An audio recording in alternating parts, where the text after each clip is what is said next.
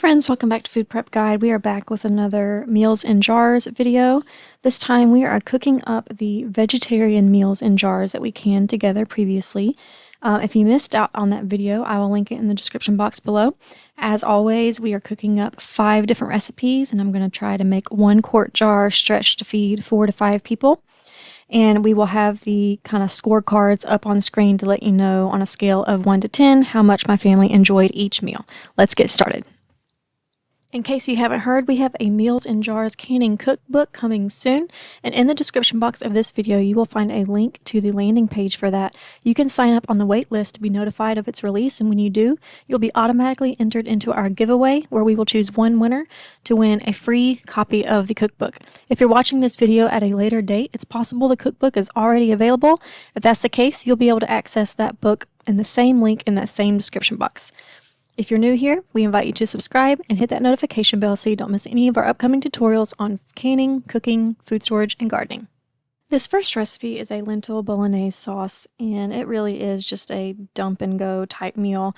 As it is traditionally served over pasta, that's what we chose to do. We chose to do spaghetti noodles, but from what I understand, some people use rigatoni type noodles or even ravioli. So any kind of pasta that you would like to use, I just cooked that up pretty quickly and heated up the lentil bolognese in the jar and then dumped it over and mixed it in. Here's what it looks like as it cooks. It really thickens up, and I believe I ended up adding about a tablespoon of tomato powder to this just to add it a little bit more thicker. If you would like to make the sauce even thicker, you can add some extra tomato paste to the pot as well while it's heating up. But tomato powder, having that on hand is just really handy for thickening up tomato-based dishes without having to cook up a roux or anything like that. It doesn't alter the flavor. In fact, it just makes it even more. I will say that when you add tomato powder to something to thicken it like this, it can make the dish a little bit more bitter just because of how bitter the tomato powder is, just straight tomato powder. So you might want to offset that with either some sugar, maybe just a teeny tiny bit of baking soda, or just increase your seasonings to where it kind of offsets that. The reason why I'm showing all of these bowls is because I just want to show you like kind of portions and how many you can expect. I am feeding an adult and 3 children, so the fact that 3 of the people eating this is children, that impacts how many servings you'll get. But you can see I still had some more in the bowl here, and I was able to get 4 bowls to feed me and 3 kids a good, decent sized lunch. We rated this an 8 out of 10 because we just prefer regular spaghetti sauce. But if we were vegetarians, I'm pretty sure this would have been a hit.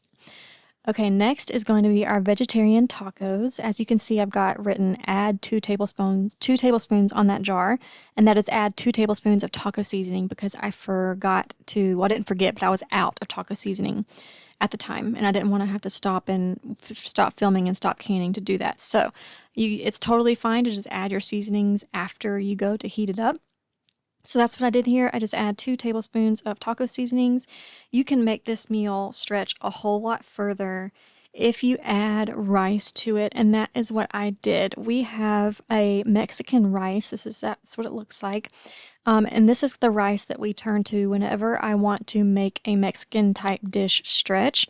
It has bell peppers, onions, a little bit of tomato powder, like salt, pepper, cumin, that kind of thing. And a taco in a jar, when we're canning, there tends to be a lot of liquid in that jar because we need to keep it safe. When it comes to tacos, like you don't want soup, you want a taco or a burrito or a quesadilla, so we need it to be thickened. And that's how not only does rice thicken it or make it stretch, but it also gives you an actual taco filling instead of a soup.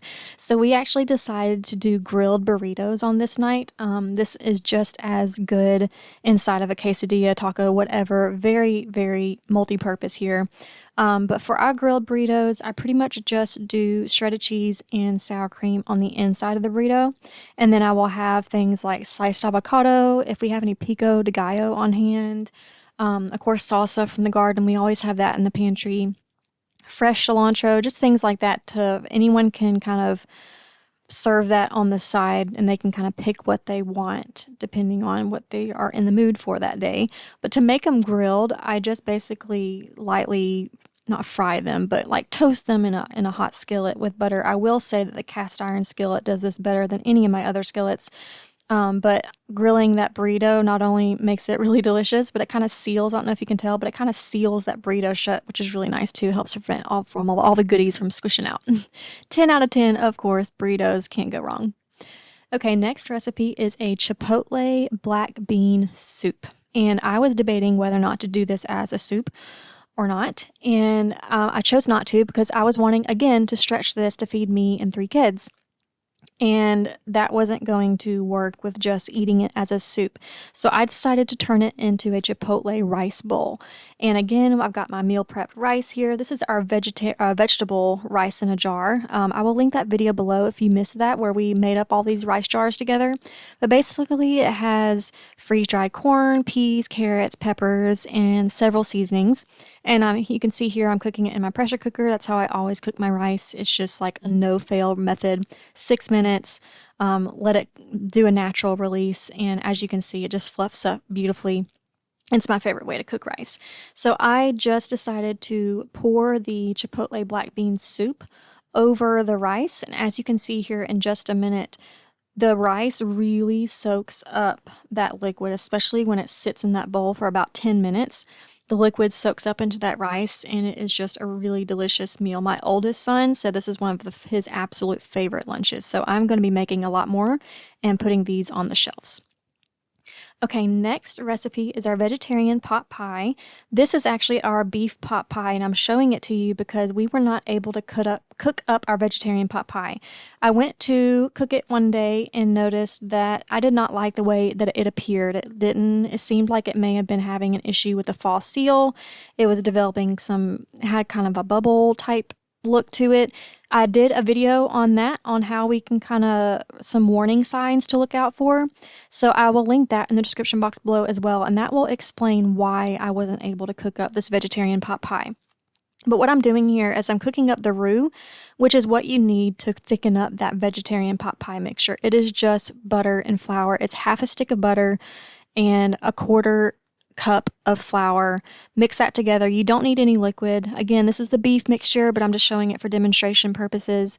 You don't have to add any water to your roux like you normally would add some milk or something like that, but all that liquid is inside your vegetable meal in a jar. So all you need to do is that pasty butter flour mixture, and it's going to turn into that thickened pot pie filling that we're used to working with.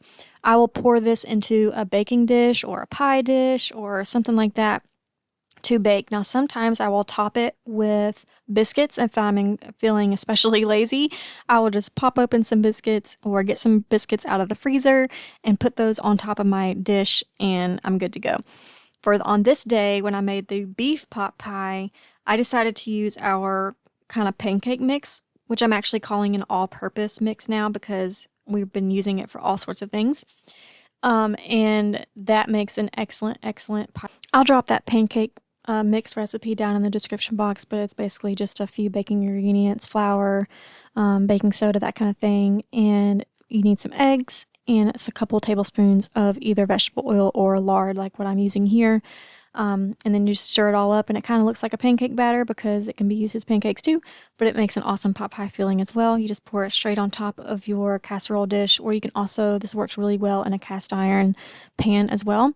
But when you go to cook it, you just want to bake at 375 degrees Fahrenheit for approximately 25 minutes. Just keep an eye on it, make sure it doesn't burn. You're just going for this golden crust, basically. I would assume that this would taste pretty good like all the other pot pie fillings, but like I said, we weren't actually able to eat this jar.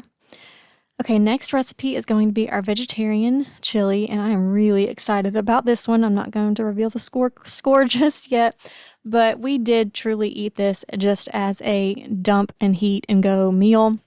We didn't turn it into anything fancy. Sometimes I do chili mac with our chili, but on this night we just simply made a pot of cornbread and ate it as chili. And as we do with all of our chilies, we top it with sour cream and shredded cheese. As you can see here, I mean, it looks really good and it tasted awesome. So I'm actually going to switch to this as my go-to chili base that I can then add a can or a pint of meat to. I can add another pint or quart of beans to, you know, make it stretch and feed more people. But this is going to be my chili base that I use from now on versus just the seasoned sauce that I have been using. We loved it. Okay, y'all, that's all for today. I hope that was helpful to you, and we will see you next time. Bye.